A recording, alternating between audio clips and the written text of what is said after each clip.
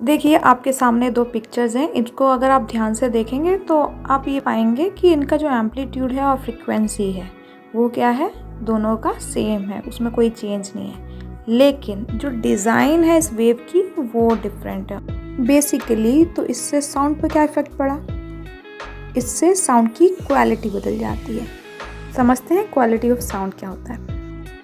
The quality of sound is that characteristic which enables us to distinguish one sound from another having same pitch and loudness। मतलब quality of sound क्या है, characteristic of sound जिसकी वजह से ऐसी sound जिनकी same pitch और loudness है उनके बीच में हम डिस्टिंग्विश कर सकते हैं।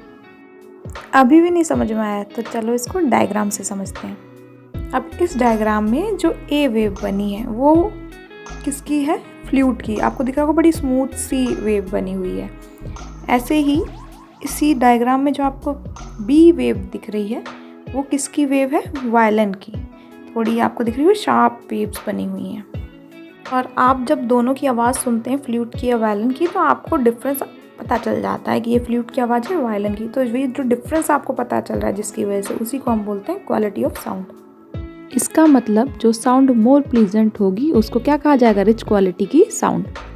क्वालिटी ऑफ साउंड को हम टिम्बर भी बोलते हैं। चलिए अब कुछ और एक्स्ट्रा चीज़ें जान लेते हैं। सबसे पहले बात करते हैं टोन की। टोन क्या होता है, एक फ्रीक्वेंसी की जो साउंड होती है उसी को हम क्या बोलते हैं, टोन। चलिए अब समझ लेते हैं अबाउट नोट। तो नोट क्या है, ऐसी साउंड जो कि मिक्सचर है बहुत सारी फ्रीक्वेंसीज की, तो उसी को हम क्या बोलते हैं, नोट। इसको समझते हैं with the help of a diagram. देखिए आपके सामने जो डायग्राम है वो एक फ्रीक्वेंसी की साउंड को शो करता है, यानी कि ये क्या शो कर रहा है, टोन को।